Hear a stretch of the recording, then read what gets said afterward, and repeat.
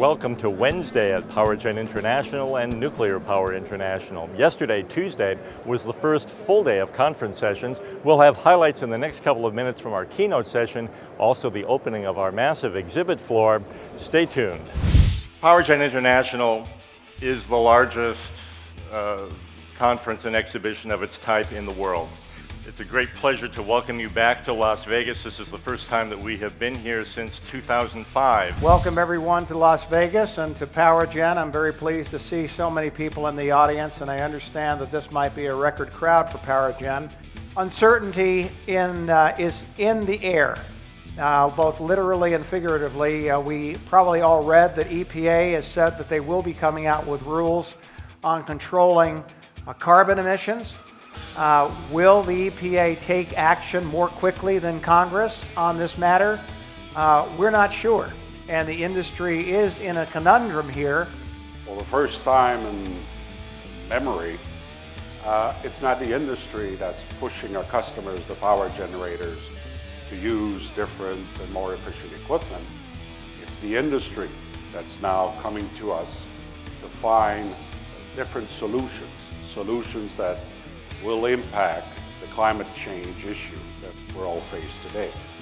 And at Alstom, we are convinced that it's not a question of if there will be any policy climate change, it's really when that will happen.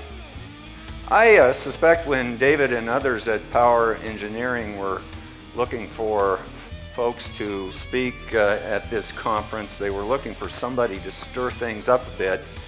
And I guess I'm the guy that has been chosen. You guys will be the judges of how well I've accomplished that mission. We're told that global warming is a planetary emergency and we're going to have to change the way we live now.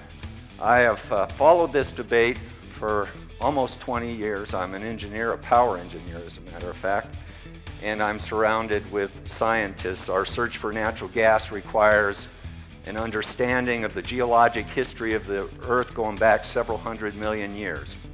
So I, by nature, tend to be skeptical. It's contrary to what you read in the paper.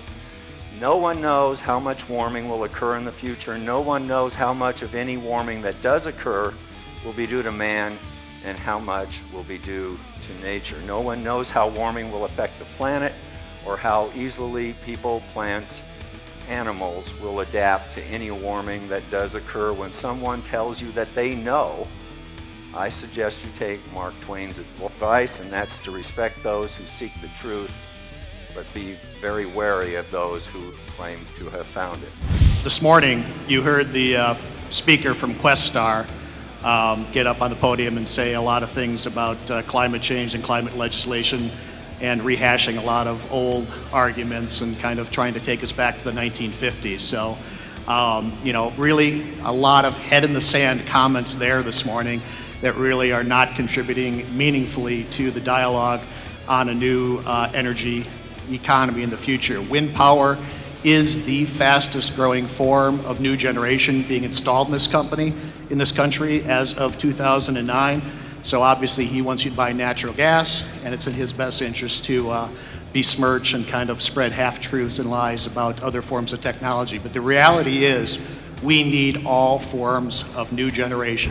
In the Siemens booth, the Smart Chopper, an all-electric motorcycle from Orange County Choppers. It looks like a really sweet ride. In fact, Paul Sr., the designer of this cool machine from OCC, was on hand for photo opportunities. What is WEC 2010? WEC 2010 is the World Energy Congress that's going to be taking place in Montreal, Canada, in September. We're expecting 3,500 delegates, 200 exhibitors, 150 speakers, top-level speakers around the world, CEOs and ministers.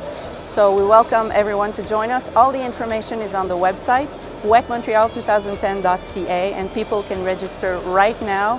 Very nice. And if you come to the booth, you can get your photograph taken with a real Canadian Mountie. Those are highlights from the first full day at PowerGen International and Nuclear Power International. Today, the conference sessions continue, the exhibit hall remains open, so continue to enjoy the show.